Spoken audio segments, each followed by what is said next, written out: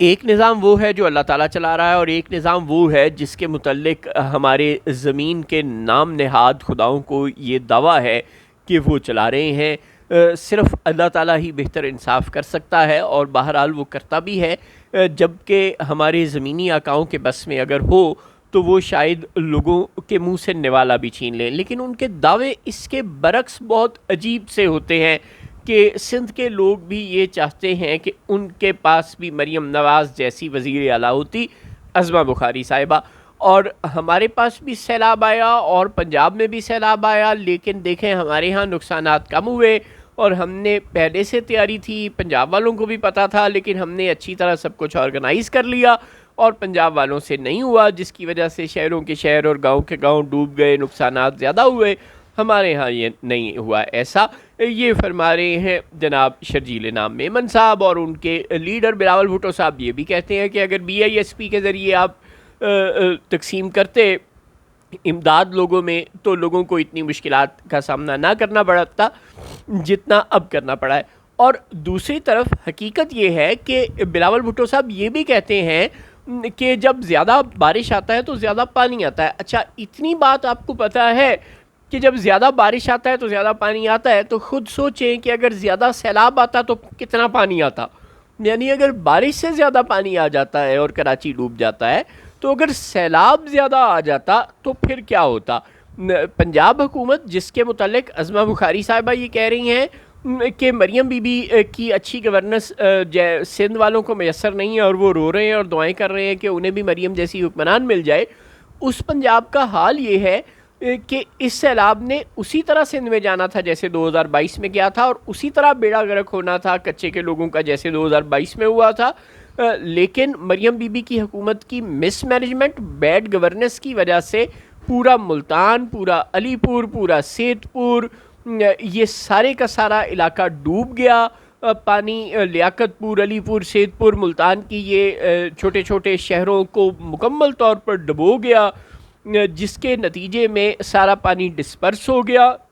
اور دریاؤں کے پاس تھوڑا پانی بچ گیا، اور وہ آگے سندھ میں گیا بھی اور اس نے تباہی بھی کی، لیکن جتنا ہم سب ایکسپیکٹ کر رہے تھے اس سے کم ہوا۔ یہ ہے مریم حکومت کی کارکردگی، جس کے متعلق عظمہ بخاری صاحبہ کہہ رہی ہیں کہ سندھ والے بھی رو رہے ہیں کہ ان کے پاس بھی ایسی وزیر اعلیٰ ہوتی جو انہیں بھی ڈبو دیتی، اور کوئی شرم ہوتی ہے، کوئی حیا ہوتی ہے۔ آپ کے ایم این ایز نے غلط بند توڑے اور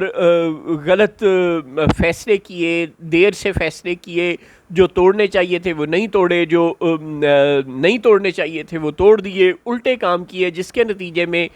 پورے ملتان ڈویژن کے لوگوں نے بہت بری طرح سے سفر کیا، اور اس بیڈ گورننس کی وجہ سے کچے کے لوگ بچ گئے۔ اور شرجیل میمن صاحب جن کے پاس پانی گیا ہی کم ہے، وہ رعونت سے فرما رہے ہیں کہ دیکھو ہمارے پاس ہماری اچھی گورننس کی وجہ سے